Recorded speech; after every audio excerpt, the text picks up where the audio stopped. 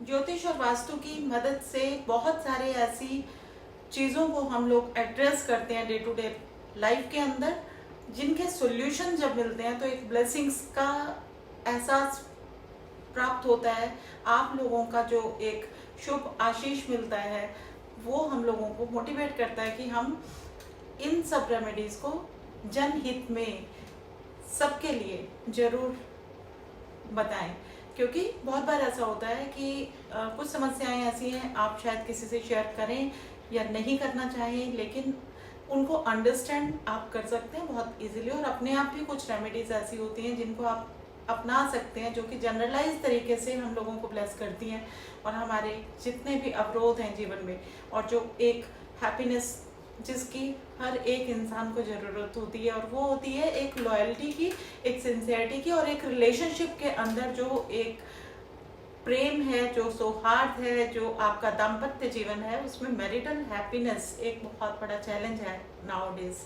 तो इस marital happiness के लिए कौन से ज्योतिषीय कारण है, पहले उसके ऊपर चर्चा करते हैं। सबसे पहले राहु का जो कनेक्ट है, ये अगर आपके 7th हाउस से किसी भी फॉर्म में बन रहा है और आप जो है राहु की महादशा शुरू होने के बावजूद साउथ वेस्ट के डायरेक्शन में सो भी रहे हैं, तो आप पाएंगे कि इस दशा की वजह से कहीं ना कहीं कुछ ना कुछ ऐसा ट्रिगर हो सकता है, कुछ ना कुछ ऐसी एक्टिवेशंस हो सकती हैं। अगर हम उनको ध्यान ना दें तो वो कहीं भी हमें उलझा सकती है और हमारी जो एक मैरिटल ब्लिस है उसमें कहीं ना कहीं आँच आने के योग बन जाते हैं। यानी कि आप लाइफ के अंदर अगर स्टेबिलिटी चाहते हैं, हैप्पीनेस चाहते हैं, तो हमें ध्यान देना होता है जुपिटर, यानी कि जन्म पत्री के अंदर अगर बृहस्पति जो हमें इंटरनल हैप्पीनेस देता है वो कहीं एफ्लिक्ट तो नहीं है। अगर वो भी एफ्लिक्शन में है,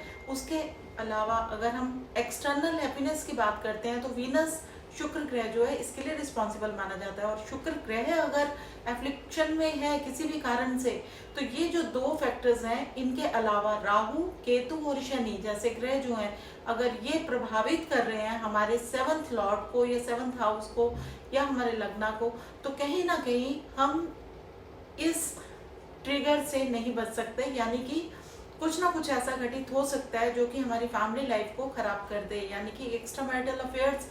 और साथ में इन ज्योतिषीय कारणों को अगर हम दरकिनार कर भी दें तो कई बार क्या होता है कि हमारे घर का वास्तु बहुत अच्छा नहीं होता। साउथ वेस्ट नैऋत्य कोण जो संबंधों की दिशा है, वो कहीं ना कहीं इस दिशा में अवरोध होने का भी एक रीजन जो है ये इसको बढ़ावा दे सकता है।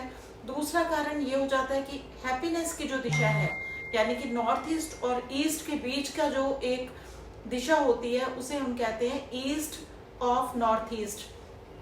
तो ईएनई की जो दिशा है ये हैप्पीनेस की दिशा है। अगर यहाँ पे नेगेटिव कलर्स हैं, यानी कि येलो है, रेड है, या यहाँ पे वाइट है, और यहाँ पे अगर किसी भी फॉर्म में सर्कुलर शेप्स हैं बहुत ज़्यादा, तो ये जो है ये एंटी एलिमेंट्स का काम करेंगे। अगर यहाँ पे किसी वजह से कोई टॉयलेट बना हुआ है तो भी हमारी हैप्पीनेस के लिए कोई तो कारण बनना है, जो हमारी हैप्पीनेस जो है वो खत्म हो जीवन में से। तो आप कभी देखेंगे कि घरों के अंदर ईएनई की दिशा का बैलेंस होना बहुत ज़्यादा जरूरी होता है।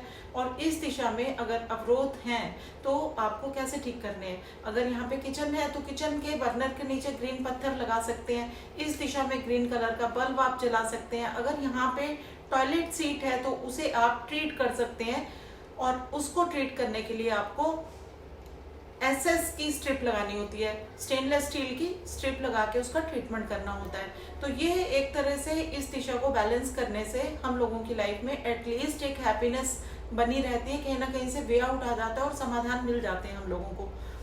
दूसरी दिशा होती है साउथ वेस्ट की। अगर यहाँ पे किचन है तो झगड़े बढ़ जाएंगे, यहाँ पे लाल रंग अतिशक्ति से है तो वो भी हमारे झगड़ों को बढ़ा देगा। दाम्पत्य के अंदर, कपल के अंदर जो झगड़े होते हैं वो बढ़ जाएंगे।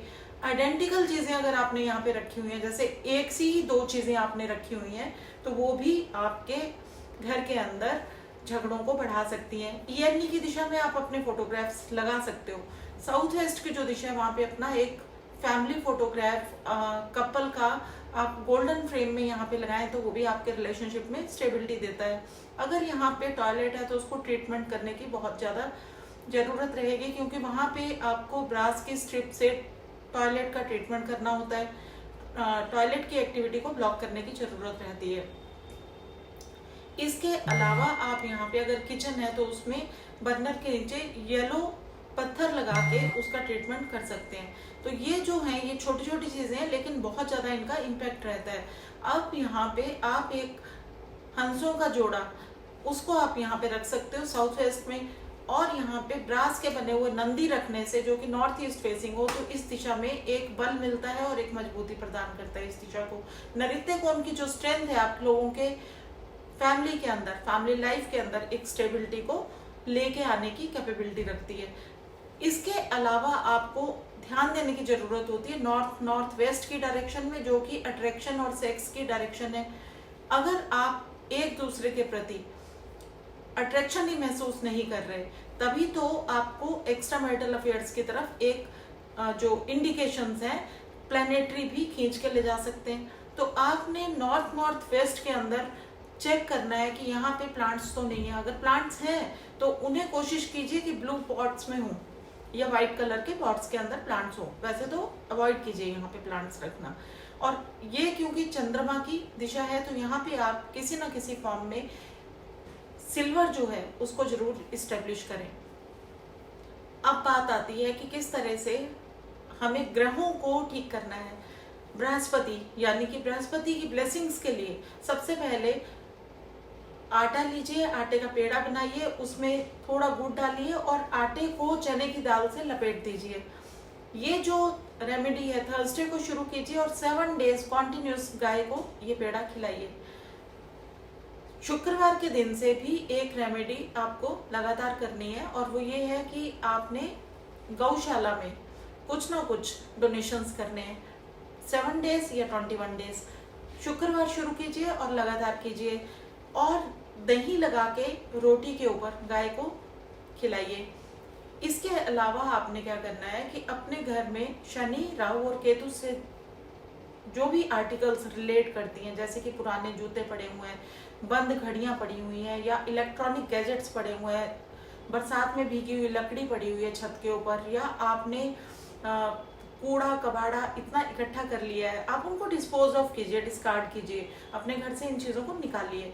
और जिस बेड पे आप सोते हैं कोशिश कीजिए कि वो बेड के अंदर पुरानी आर्टिकल्स ना पड़ी हों, क्योंकि आजकल जो बेड बॉक्स का चलन हो गया जगह की कमी के कारण, ये भी एक रीज़न है जो एक्स्ट्रा मैरिटल अफेयर्स की को ट्रिगर करता है। तो आप अपने बेड को साफ सुथरा रखिए, उसके अंदर जो पुरानी चीज़ें पड़ी हुई हैं उनको निकालिए या उनको व्यवस्थित कीजिए, ठीक से रखिए। और अपने घर के अंदर डेली एक नियम बनाइए कि रात को जो किचन है इसको साफ करके सोएं, और किचन जहाँ से खाना बनता है वहीं से आप लोगों के घर में सभी के मूड्स के ऊपर इम्पेक्ट आता है, जिस तरह के भाव से खाना बनता है।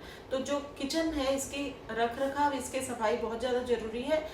शुरुआत क्या कीजिए कि चांदी की किसी कटोरी के अंदर थोड़ा सा कैम्फर और उस कपूर के ऊपर लौंग डालिए और उसको जलाइए और पूरे घर में घुमाइए। सबसे पहले किचन में इसकी शुरुआत कीजिए। इसको करने से आप पाएंगे कि आहिस्ता आहिस्ता आपके घर की एनर्जीज ठीक हो गई, वास्तु की ये रेमेडीज हैं, साथ में आपके एक्स्ट्रा मैरिटल की जो समस्या चल रही थी वो ठीक हो गई। और इसके अलावा हम लोगों की शोध का विषय है कि हम लोगों का जो अपना एक्सपीरियंस है, इसमें हमने गुरु और शुक्र की एनर्जीज के लिए हमेशा रिकमेंड किया है कि बृहस्पति और शुक्र के लिए आप जो भी चीज़ें अपना सकते हैं उनमें सबसे अच्छी चीज़ होती है कि आप अपने से बड़े लोगों का सम्मान कीजिए, और फीमेल जितने भी हैं उनको भी रिस्पेक्ट दीजिए। अपने घर में जो कन्याएं हैं उनको भी आप रिस्पेक्ट करें।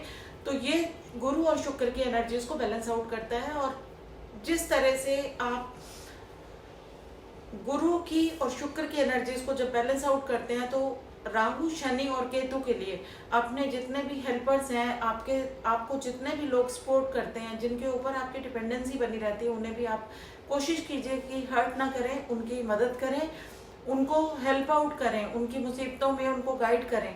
तो ये एक तरह से बहुत अच्छी रेमेडीज हैं। आप पाएंगे कि इनसे आपकी लाइफ में थोड़ा सा डिफरेंस जरूर आया है।